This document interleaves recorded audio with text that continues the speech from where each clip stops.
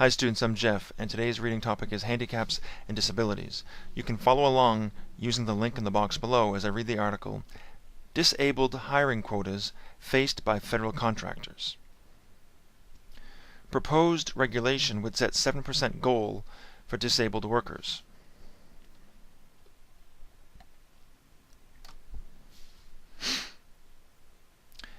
Employers would face difficulties meeting the requirements of a proposed federal rule mandating that federal contractors and subcontractors set a goal of having 7% of their workforce be people with disabilities, observers say. Monitoring compliance with the rule, which was proposed by the Department of Labor's Office of Federal Contract Compliance Programs, would create administrative headaches, they say. And finding sufficient numbers of disabled workers would be a challenge, especially as the proposed rule requires that contractors and subcontractors reach the percentage requirement in each job rather than the workforce as a whole, they say. According to the proposal, which was published last month in the Federal Register, contractors and subcontractors would have to reach that percentage within each of their job groups rather than within its workforce as a whole. In the proposal, which was published in the Federal Register last month, the OFCCP said it decided against setting an overall workforce goal because of its potential for masking discrimination and segregation. For example, a contractor that has segregated all of its employees with disabilities into one or two low-paying jobs might be able to conceal this discrimination and satisfy the 7% if only a single whole workforce comparison were required. The proposed regulation outlines the specific actions contractors would have to take in the areas of recruitment, training, record-keeping, and policy discrimination, and are similar to those that have long been required to promote workplace equality for women and minorities, according to the Labor Department. The OFCCP is accepting comments on the proposal until February 7th. Employers who fail to make a good faith effort to comply with any goal that is ultimately set by the OFCCP could face administrative proceedings and ultimately even suspension or cancellation of their federal contracts. According to the Labor Department, the unemployment rate for people with disabilities at 13% is 1.5 times the rate for those without disabilities, while 79.2% of working-age individuals with disabilities are outside the labor force altogether, compared with 30.5% of those without disabilities. Molly Kurt, of counsel to law firm Hush Blackwell LLP in Kansas City, Missouri, said, "Everybody agrees that it's good for our workforce in our country to get qualified disabled people working.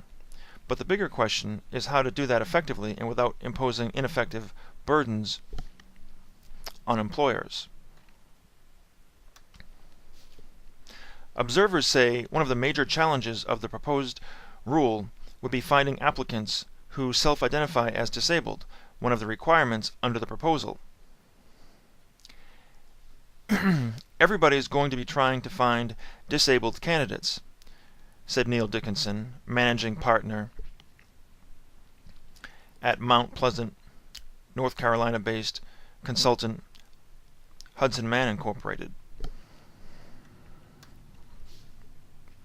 "Employers have had very low numbers of persons who have self-identified as disabled in their workforce over the years," says Ms. Kurt.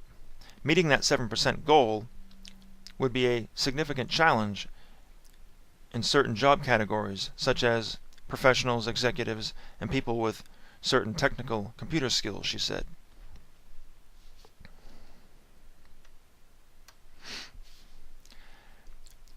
Kara Yates Crotty, a partner with law firm Constangy, Brooks and Smith LLP in Columbus, South Carolina, said the proposal would require employers to enter into linkage agreements with referral agencies that could be used to recruit disabled workers.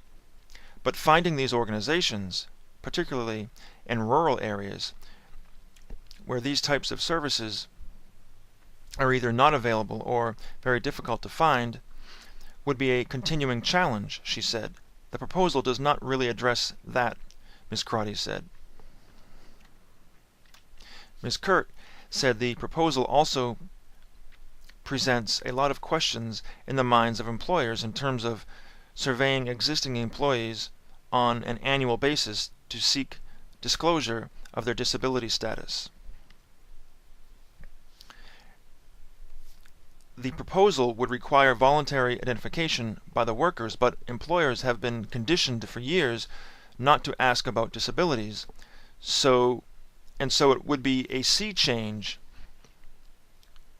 for them to begin asking current employees and applicants for their disabled status, said Ms. Kurt. Deborah Milstein Gardner, president of Owings Mills, Maryland-based human resources consultant Workplace Dynamics, LLP, said many employees would be reluctant to self-identify themselves as disabled. Mr. Dickinson said, "It's kind of a two-edged sword, trying to collect information for those who classify themselves as disabled and then managing that sensitive information. Furthermore, the proposal is silent on the issue of cases in which there might be only 5 people in a particular job group and 7% would be less than a whole person," Ms. Gardner said.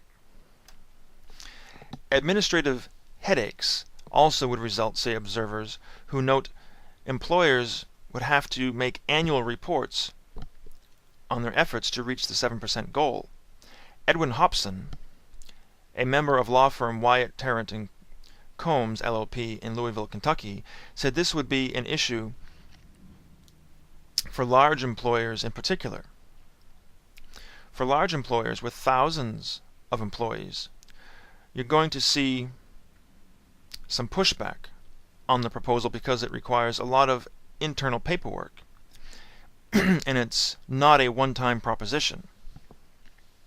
Ms. Crotty said also having employers ask applicants if they have a disability would undoubtedly lead to more charges of disability discrimination as a result of employers having that information. As always, thanks for watching and take care.